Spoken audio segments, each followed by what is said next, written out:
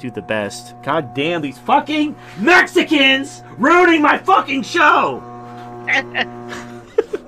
Anyway. He's got the leaf blower out now. What the fuck? I think they hurt you in this.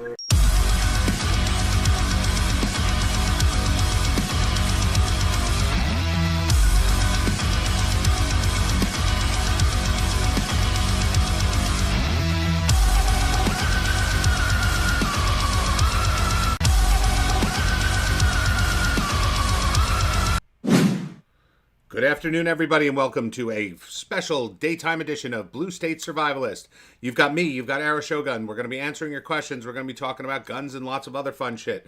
But first, let me remind everybody, we're brought to you today by the Dollhouse, finest purveyor of waifus on the planet. If you're going to buy a doll, buy from the biggest, buy from the best, thedollhouse.com. Also, rocketheater.com. Off-grid heating for your house, your hunting lodge, your cabin. You can burn food, scraps, wood, whatever you like. But if you mention my name, Halsey, you get $50 off your first order at rocketheater.com. We have a Subscribe Star. We have a Streamlabs link. If you can support the show, please do. Times are really tough, as you guys know, and we really need some donations to keep going. Shogun, how you doing, man? Well, I'm not doing bad at all. I've got myself a new toy coming. I'm pretty excited about it. So do I. And I got a couple coming. What do you got? Okay, now this is going to be no surprise to you and everybody watching. But I got myself a Zastava M57. Nice. Now, yes, it is a Serbian pistol. Of course, that's one motivation for getting it, of course. Of course, the other reason is because because I wanted to try something different. Because you don't see a whole lot of those pistols. And you don't see a whole lot of the caliber of that ammo it shoots. Now, I mean, that could work against me because the ammo is not really all that common. But it actually does get better penetration and better range than a 9mm. But at the same time, I definitely wouldn't just recommend just buying it just because of that. I mean, you want to be practical, but at the same time, that the weapon was cheap, and I was able to find a good deal on the ammunition. So I said, you know what, why not? Well, also, I mean, specialty guns are fun because at the very least, even if it what's it called? Even if you're having trouble finding ammo, having trouble finding parts, like that just gives you more motivation to learn how to do it yourself. Right. Because it does inspire you to learn a bit more about the weapon to see what you can do to improve it also. Yeah. Because there's one drawback compared to like your usual Glock is that like a standard Glock magazine holds 15 rounds. 10 if you live in California or New Jersey and Jersey, of course, unfortunately for you guys. But the thing about this pistol is that the max it can hold is 9 rounds, which isn't terrible considering the caliber of the bullet, because the 7.62 by 25 Tokarev bullet, it's basically like a pistol size AK round. Right. So you do get better penetration, and you do get better range. At least that is what I've read. But I'm going to put it to the test and see if I actually like it. So there is like a lower recoil as well. It's a bottlenecked bullet. So because with the bottleneck bullet, you're going to get more pressure. You're going to get it's going to go further. You're going to get more feet per second and all that good stuff. Although the ammunition, I can't remember whether it's lead core or what. Because stuff like that, you got to be careful when bringing it to a range. You got to make sure that it's acceptable. Well, with an outdoor range, doesn't matter, of course. Right, I was about to say. But yeah, I got a new toy that's on the way too. I got a AR-15 upper that chambers 50 caliber Beowulf. So I'll be able to stop a Chevy Impala or an Elephant if I want to. I'm pretty excited. I mean, the bullets cost more than fucking going out to dinner, but at the same time, I'm not planning on training with it much. Just having it for fun times here and there. Right, or those times where you really need it. Yeah, like you really want to just shoot a fucking ox down, Right. Because my main purpose for wanting to get one of those, like a 50 cal or like I love to talk about, a 20 millimeter rifle, I mistakenly on the previous show said 20 millimeter cannon. Yeah, I don't think I can get those. Hmm. But yeah, one of those. I mean, both of those rifles. If you shoot an engine block, yeah, it's gonna stop. I watched a video, no, today of my demolition ranch where he shot it with a 50 cal, incendiary armor piercing round. It stopped. There was Kentucky ballistics that shot it with an elephant gun, and of course he had to shoot it 3 times, and yeah, the engine stopped. Now I don't know exactly like how heavily armored a police vehicle is. Now I'm not Pretty saying heavily. I mean, they're not like an armored personnel carrier, but they're also not like bullshit, you know. right, but because the one another thing about this about wanting to own this weapon is let's say like you're still in the U.S. and like your plan is to leave, but you can't leave just yet, and the police are coming after you for some completely BS reason that you know is unconstitutional. You know they're just going to follow orders because they're just a bunch of leftist cronies, and it's either you or them. So those are the scenarios that I'm considering. Will I have to shoot through a police vehicle to either take out the driver or take out the engine? Or what? So that is why I am a huge fan of 50 cal and 20 millimeter rifles. Of course, 20 millimeter is super expensive. The bullets can cost you quite a bit. I mean, if you're not making a whole lot, then yeah, your chances are you're never going to be able to afford to own one, let alone train with it. And because like I say, have fun trying to find a range that'll even allow it, because I mean because it's like, was it like 40,000 joules? I can't remember exactly how the ballistics of it, but I'll yeah, tell you it's a this much: serious round. most outdoor ranges will let you do it. You know, even my gun club will let you shoot a fucking 50 cal BMG if you want. Which I want to build one. I really want to build a bolt action 50 cal BMG, like soup to nuts, carved to stock, everything. You know, Nice. that's going to be my next project after I'm done with the AR-10 build. Yeah, but in my experience, when it came to 50 cals on outdoor ranges, they say that is the biggest thing that you can bring to their range. Anything above that, like the 20 millimeter rifle, they say yeah, they don't allow that because the ballistics are insane. When a bullet is literally traveling 1 kilometer a second, I mean you can see. I mean, just imagine what you may have hit and never even know it. Right. Yeah, So but imagine if you had. Now I don't even know if something like this would even mitigate it, but like imagine like you're in the deep dirty South and you have a range that's by the water, and then the bullets are always going in the water. I mean, maybe that would be less of a big deal, but I mean I don't even think any of those ranges exist. I'm sure they do. I mean, there are ranges for basically everything. I mean, because a lot of ranges will also serve as like police and military kind of private ranges. So you can find something to shoot anything. I mean, you could probably find a range that would let you throw grenades if they had them. Oh yeah, yeah. Demolition Ranch actually went to a range that actually allowed them to throw hand grenades. So yeah, they definitely do exist. You know, to a 10 round Beowulf mag is just a 30 round 5.56. I know that. I mean, that's actually a kind of a cool thing because you can get a 5.56 30 round mag in a blue state because it's not for that technically, as long as you order the right one. Like if you order just a 30 round mag, they just won't deliver it because they'll say it's New Jersey. But if you order it specifically for the 50 cal, even though it's the same exact thing and will hold the same exact thing, you can get away with it. Oh, but speaking of magazines, I also found some 40 round mags for AKs. So I Nice. figured, you know what? Let me go ahead and get those because I do want to get an AK, but at the same time, if those types of magazines, I can see those eventually being outlawed in one way or another. So I'm definitely on the lookout for more mags and all that good stuff. I know, because I know we talk about cheaper than dirt, with price gouging and stuff. Though I am subscribed to their newsletter, and they did have a deal for I think $8 for 30 round mags for AR-15s.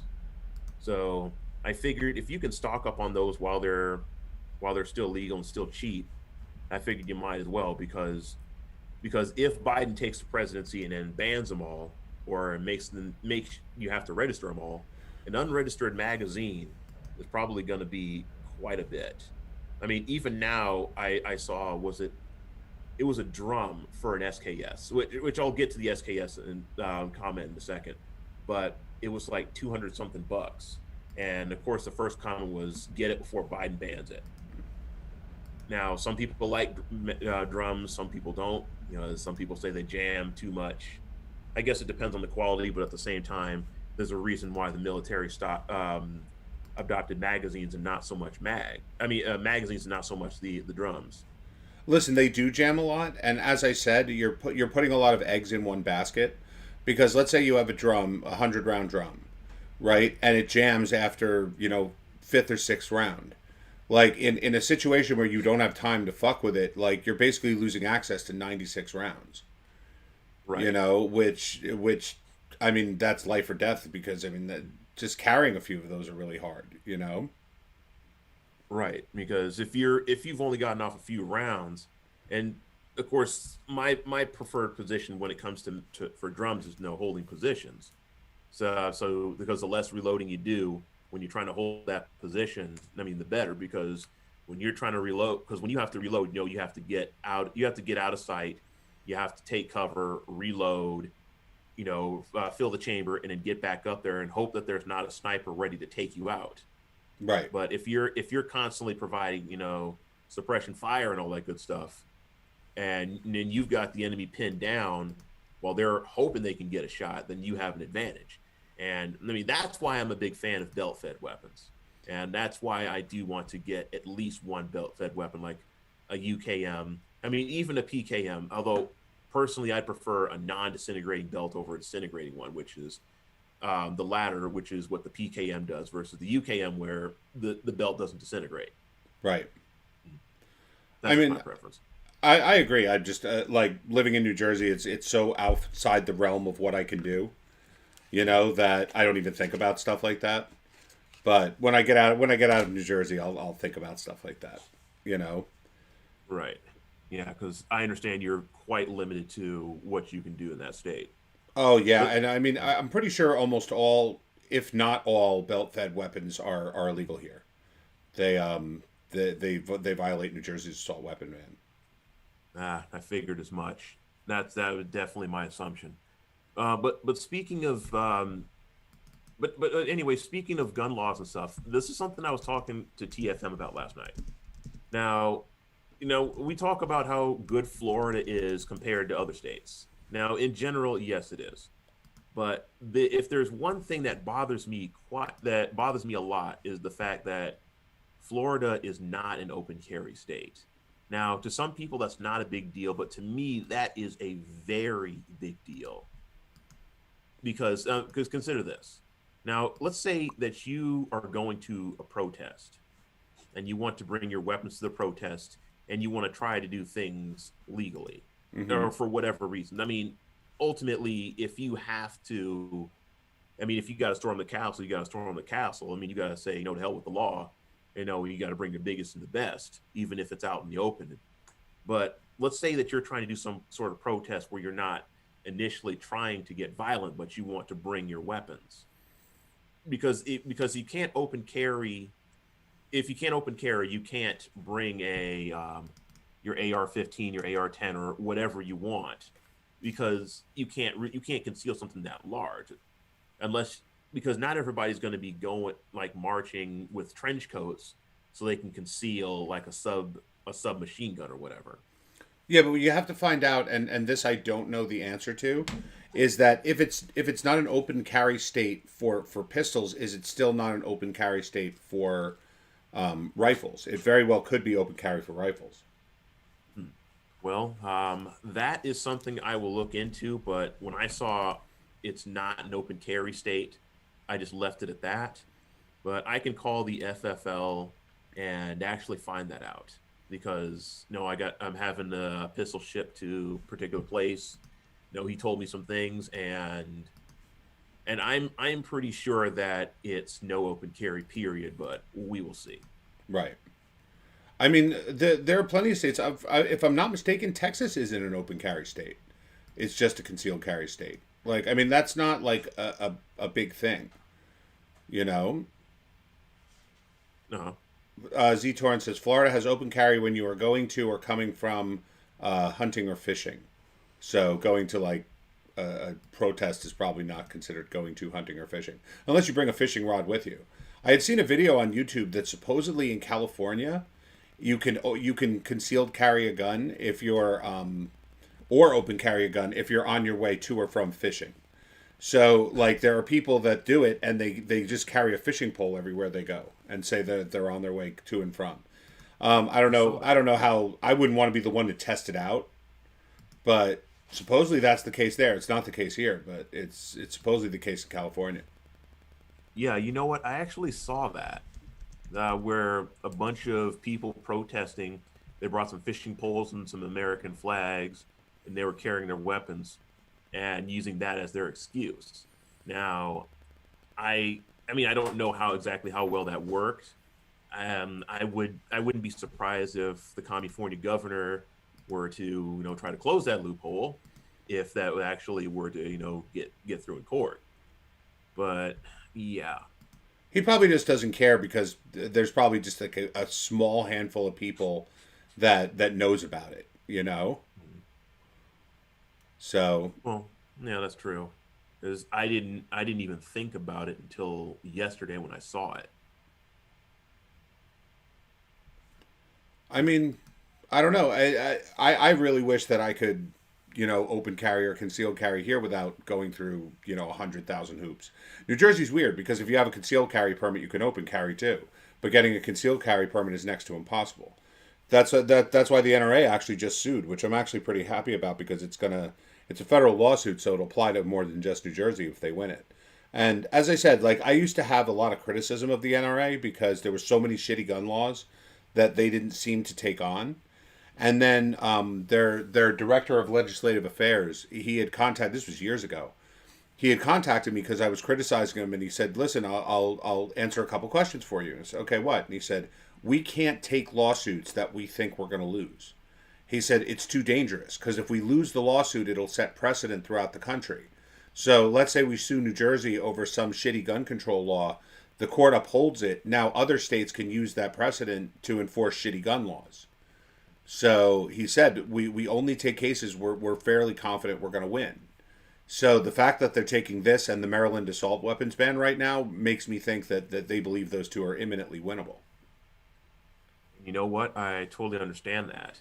Because once again, yeah, this is a conversation TFM and I had fairly recently, is that typically when they overturn a law, they just say, okay, let's work on a new law that essentially does the same thing, but we'll just try and find some way to sneakily get it passed and keep trying until it actually passes, because it's kind of like the whole internet censorship and thing. And what was it?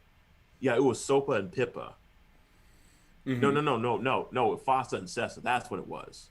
Because they were trying to pass. Well, actually, both of them. They were trying to pass laws and stuff similar to that for a long time, and they just kept trying and trying and trying until people got tired and then just let it pass.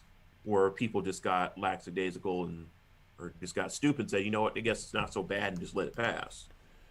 Well, I mean, that's the other thing, too, is that people from blue states are just resigned to shitty gun laws. So, like, it's hard to have a conversation with other people, especially people if they don't own guns, from shitty blue states, because they'll be the first ones to kind of, give you shit and tell you that they're going to do this, they're going to do that, because they're used to it happening. But there's also not a strong gun culture in a lot of those states. So, I mean, it's there, it's just not as strong as it is elsewhere. So right. When you hear about like, oh, they're going to do this, they're going to do that, like, yeah, maybe that'll work in California, but that's not going to work elsewhere. Right. Whereas some states fight harder than others. And if there's one thing, I'm actually kind of surprised that that even in Florida, they actually tried to pass a law that would ban any magazine over 10 rounds. And that really surprised me to hear that, because I'm thinking, wait a minute, this is supposed to be this red state with all these great gun laws and all that good stuff. Now, if they're going to even try to pass laws like that, what makes you think that this state is going to be invincible when it comes to like anything federal? I mean, I always have my doubts when it comes to stuff like this, but the fact that I can't even get order incendiary rounds here, even to me, even that is a red flag. I mean, I don't really understand this kind of like rush to want to ban. Like, I don't understand why people, especially like in a place like Florida, why do you want to bring up guns at all? Like the laws are already on the books. Like people are okay with it. So I don't know why they're trying for it. You know, like I don't understand why bring up guns now. You know, but Well, I think also like the high capacity magazine round is one of those things that they think will mollify liberals. Like because liberals seem to place such a big deal on it, even though I mean of all the things they could do, that's the least I would care about. same here, because frankly, when you really look at the numbers, the majority of people that are murdered by guns, I mean, this is not counting all the suicides and the accidents and all that good stuff. It's more handguns. It's not quote unquote assault rifles. I mean, you're more likely to be shot by somebody robbing a bank or a store with a pistol than you are to be mercilessly or randomly gunned down with a belt-fed weapon. Right. But I mean, look. Every time there's something that goes on, like anytime there's a school shooting or anything, they start talking about banning AR-15s and AK-47s. Like, no one's really committing crimes with AR-15s and AK-47s. Like, even the Right. school shootings where they do happen every now and then, there's probably a better chance that if they had used a handgun, more people would be dead. You know, And the AR-15, the 223/556 isn't meant to kill lots of people. It's meant to maim lots of people. You know, because they always figured that in battle, A, it's lighter, and B, if you injure somebody, it takes one or two people to care for that person, and that takes three people out of battle instead of one. It wasn't made to be a mass casualty weapon. It was made to be a mass maiming weapon. right. That's probably what has happened at a lot of these school shootings. You know, like the numbers would have been insanely higher if they had used like you know a handgun with fucking hollow points or something like that. Oh yeah. I mean, that's the other thing, is that I mean, a handgun like a 9 millimeter. I mean, well, I mean, yeah, it would suck to get shot with that, but but even like a hollow point or one of those rounds that's just designed to shred flesh, then yeah, that would suck to get shot by one of those. But going back to the whole assault weapons are bad thingy. Now, this is what I believe. I believe because you'll notice that when there's a shooting, the leftist media in particular is going to get all over it initially, but when they find out it's a handgun, it's like they're disappointed and they just they just kind of move on. I believe the reason is that because the so-called assault weapons are a bigger threat to the government than pistols are. If everybody was only armed with pistols, and the government had the semi-auto and the full auto weapons, they would have a massive advantage. Well, assuming that they were the majority still, of course. But you're also Now, assuming that they think like that. The reason why they go for an assault weapons ban or any weapons ban or any gun laws period is because they take everything that they can possibly do as a win. So if first they can ban assault weapons because they're big and scary and weapons of war and whatever bullshit they happen to say for the day, you know, then next when they say, oh, okay, well, Glocks are just as big of a threat because they're made for military sidearms, yada, yada, yada, or whatever it may be. They're always just going to keep going further and further. You know, it's like when they banned Alex Jones from YouTube, right? yeah, They picked someone that, you know, is pretty divisive. Like half the people thought it's free speech. He should be able to say what he wants. And plenty of people were like, well, he's an asshole. So, you know, I don't really care that they banned him. And then when they started banning everyone else, it was like, oh, wait a minute. I thought they were just doing this to Alex Jones. And now they're doing it to everybody. It's the same thing with the gun laws. It's like, oh, I thought they were just going to ban the AR-15 and the AK-47. Why are they coming for my fucking Glock 19? Well, yeah, they basically are going to use things as a guise in order to get rid of any gun they can. But ultimately, I'm still thoroughly convinced that the number one reason they want to get rid of a lot of guns is because an armed populace is harder to control. I mean, they're a threat because fully automatic and semi-automatic weapons are a threat, especially in the hands of everyday citizens that are less likely to show you mercy when you seriously piss them all off. And because if everybody only had like bolt rifles, like Mausers and stuff, you'd still be at a disadvantage because you could only fire it so fast. And even with revolvers, now you can shoot a revolver pretty fast if you really know what you're doing, but at the same time, it takes quite a while to reload that thing. Yeah, but you have to remember, like, the Democrats, they don't really think like we do. So they're not sitting there going, if we ban the guns, then we could take over and nobody could stop us, like cue evil genius music. Right? They're just thinking like, oh, okay, guns are big and scary. Most of our voters are women and minorities, so we can convince like this is one of those issues that will cement their support for us even though it doesn't really matter. Because you could always just demonize guns. It's not that they dislike guns anyway. It's the liberals don't dislike guns. They dislike the people who like guns. You know, it's they want to stick it to us. It's that's constantly what they think of. I don't think they're believing like, oh, we could take over if this happens. I think it's more just a case of they're just trying to play to the people who don't know any better. Well, I can definitely see where you're coming from, but if there is, but at the same time, if you look at no, not just the left in general, but like all the communist takeovers and revolutions and so forth, what is one of the first things they do is they disarm the citizens. They disarm. I mean, Mao took the guns, Stalin took the guns. Hugo Chavez, Hitler, and so on and so on. But there's a So difference. That was when a dictator was actually rising to power.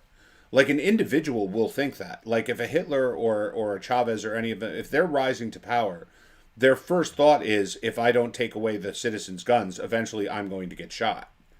You know, that's very common in authoritarian thinking. But when you're dealing with like a mass movement of people who are talking about banning guns, it's usually not about securing power. It's more about appealing to certain voter bases.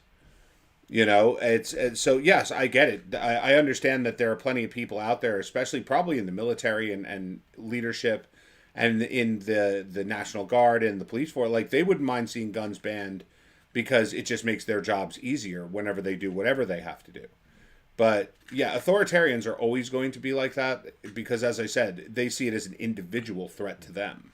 Whereas like someone like Nancy Pelosi, like she's not trying to ban guns because she's afraid that if the right wing ever rises up, they're going to take her out and shoot her. And she's not trying to ban guns because she thinks that they're a threat to democratic control, you know, because people will start shooting. They're more of a threat because she wants to mollify women, you know, and women think guns are big and scary. Well, yeah, I could definitely see that last part. One of my coworkers actually gave up his guns just because his girlfriend, who has a daughter that's not his, by the way, she thought that all those guns were scary, and he was like, "Okay, dear, I'll sell all my guns. I'll give up everything. I'll give up my weapons that I could use to protect you and the child." Well, what can you do? I mean, I understand the power of puss, but at the same time, don't be the puss yourself. But either way, I mean, Right, but I it's not. kinda see It's what not you're like getting a at. power of puss thing. It's more like look at those. What's that fucking group? Moms who demand action or something like that. Mm, Right, like they're a political force on the left. We don't give a shit what they have to say, but on the left, they are yeah, a bit of a political force. yeah. Right, like mollifying them is evil because all you have to do is say, "Oh yeah, we're all for banning the big scary guns." And they don't have to worry about paying a political price for it because people like Nancy Pelosi represent San Francisco, where they already have ridiculously tight gun laws. So no one's going to be like, "Oh shit, Nancy's going to take our guns away," because they've already had their guns taken away. That's what they live in San Francisco. They support it. They're fine with it. You know, but it's a political move to do stuff like that. So I had seen a T-shirt once that said something like, it was a picture of the woman who runs Moms Demand Action, and it says, "Imagine advocating for taking away other people's rights just because you let a man come inside you." You know, like what does you being a mom have to do with gun policy? Right. Although they're probably thinking, but guns, they kill our children and blah, blah, blah. Because like now when I went to now this was back in what year was it? Yeah, I think it was it was 96. I remember now. Even back then, like occasionally we'd have ourselves like a class activity or something that we would have to do, and like one we had to like make posters about gun violence, and they're basically talking about how guns are bad and how guns are killing the youth, and we had Dare telling us about how about gun safety, well mostly about staying away from them, like if you see a gun tell an adult and stuff like that. I mean, which I can understand, you don't want kids just running around with guns not knowing what they're doing, but at the same time it's kind of like instilling that fear in the child's heart that guns are evil, and in the eyes of the parents say, well, yeah, guns, look at all the youth violence in the ghetto, and yeah, we gotta ban guns because my boy, he didn't do nothing. And it's, I kind of forgot where I was going with this, but at the same time I kind of understand where like the moms are coming from in that sense. Yeah, but I'm just saying that's why it's easy to mollify them, though. Yeah. You know, that's why the Democrats do it. As I said, they're not thinking along the lines of like, we need to disarm these people because they're a threat to our power. Mm-hmm. Like, if anything, the threat to the power like argument is based on the idea that if they feel like they could take the guns from these people, they could disillusion them, like, just beat them down so hard that they feel like there's no escape. You know. Well, I guess I see where you're coming from, and I guess I could even argue further. But at the same time, no, there were some topics that you wanted to get to about Joe Rogan, and there was also like a statement I wanted to retract about the SKS. But how about we get into that? So I found this I only got 15 more minutes left, but I found this interesting. Longtime user, great supporter of the show, Andy Martin, sent me this morning. Rush Limbaugh said, this is from Newsweek actually, which is not a right-wing publication. Rush Limbaugh says conservative states are trending towards secession from the U.S. Conservative radio host Rush Limbaugh suggested that some American states could soon break away from the United States and declare independence. Speaking on his program, The Rush Limbaugh Show, on Wednesday, Limbaugh claimed that there cannot be peaceful coexistence between liberal and conservative America, which he said had increasingly different cultures.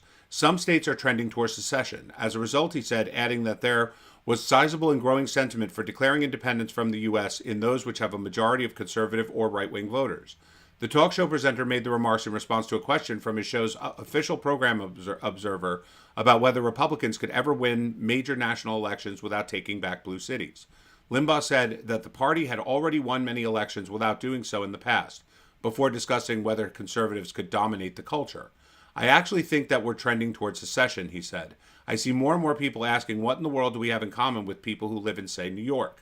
What is there that makes us believe that there's enough of us there to even have a chance at winning New York, especially if you're talking about votes? He went on to suggest that liberal and conservative political cultures have become much more separated and that things can't go on this way, although noting that he was undecided on whether entire states should break away. There cannot be peaceful coexistence of two completely different theories of life, theories of government, theories of how we manage our affairs, he added. We can't be in this dire conflict without something giving somewhere along the way. Responding to John Dean, Limbaugh's comments, John Dean, who served at the White House counsel for United States President Richard Nixon, questioned how red Republican states would progress economically if they left the Union.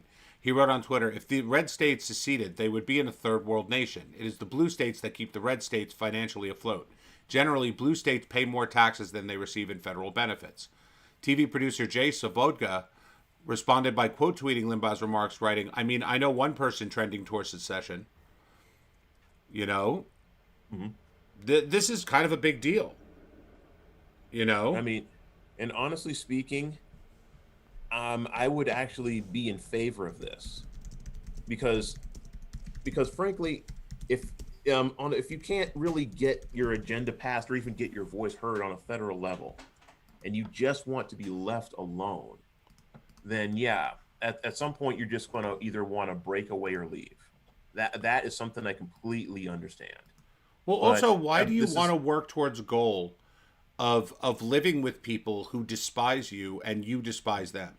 Like, there's no reason to have a social compact like a country or a constitution with the other side who just doesn't care at all. They just care about basically beating you down. Well, You know? yeah, it's kind of like Yugoslavia, where Serbs and Bosniaks and Croatians and so forth, they just don't get along. So the country just got broken up into different territories, and they continue to. Hello? Did I lose you? Hello, Shogun. Hello. Okay, you're back. Okay. All right. I don't know what happened, No, it's okay. but okay. So I don't know at what point I got cut off, but as I was saying was that, yeah, I see where you're coming from, especially it's like Yugoslavia all over again, where you have the Serbs and the Bosniaks, as well as the Croatians and Slovenians and so forth. They pretty much hate each other in general to this day, and I definitely can't see them all, getting back together anytime soon. Well, I mean, that's the argument that blue states love to make is like, oh, we keep the country financially afloat with our taxes. It's not that. It's that their industries are industries that we don't care about in the first place. Yes, they generate tons of money, but like Hollywood and, investment funds and fucking like Silicon Valley, like we don't give a shit about those things.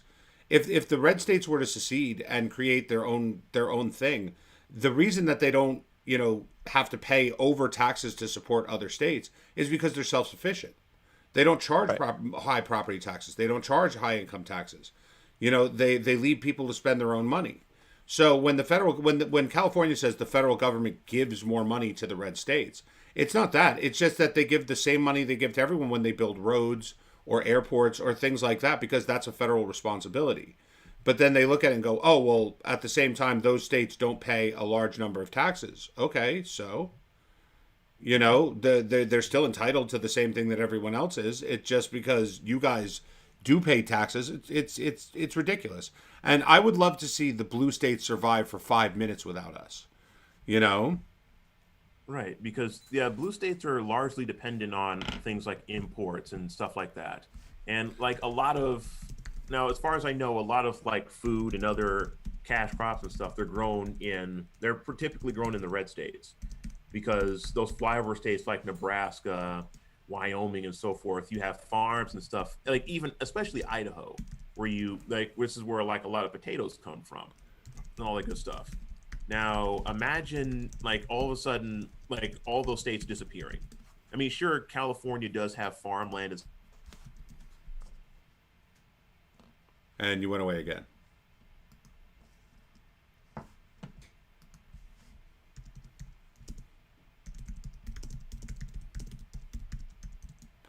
You there, Shogun?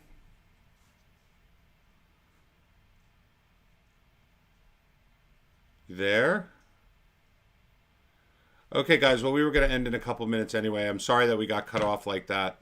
But, are you back? Yeah, can you hear me? Now I can hear you again. Okay, so yeah, for some reason the internet just keeps going in and out. It's really strange. But, Don't worry. I had to leave in 5 minutes anyway. And you know what? It's been a good discussion. Do you want to continue this tonight? I can do a show tonight. You know what? Yeah, sure. Why not? Okay, so let's do 9 o'clock. Okay, 9 o'clock we will continue with part 2 of Blue State Survivalist. We'll be talking about guns. We'll be talking about the Constitution. We'll be talking about secession. Thank you, everybody, for joining. And I will speak to you soon. Thank you, Shogun. All right. My fellow Americans, tonight I am speaking to you because there is a growing humanitarian and security crisis at our southern border. In all honesty, a border wall or steel slats won't work. But great bodies of water will separate us from the horrible Mexican rapists. Introducing the 2019 Trump Great Border Moat. stocked with the most aggressive penis fish, incredible man-eating alligators, and unbelievable genetically modified moose-cocked rape dolphins, as well as flying, migrant-eating sharkfish. So incredible. I swore to protect our country, and that is what I will always do. So help me God. Thank you and good night.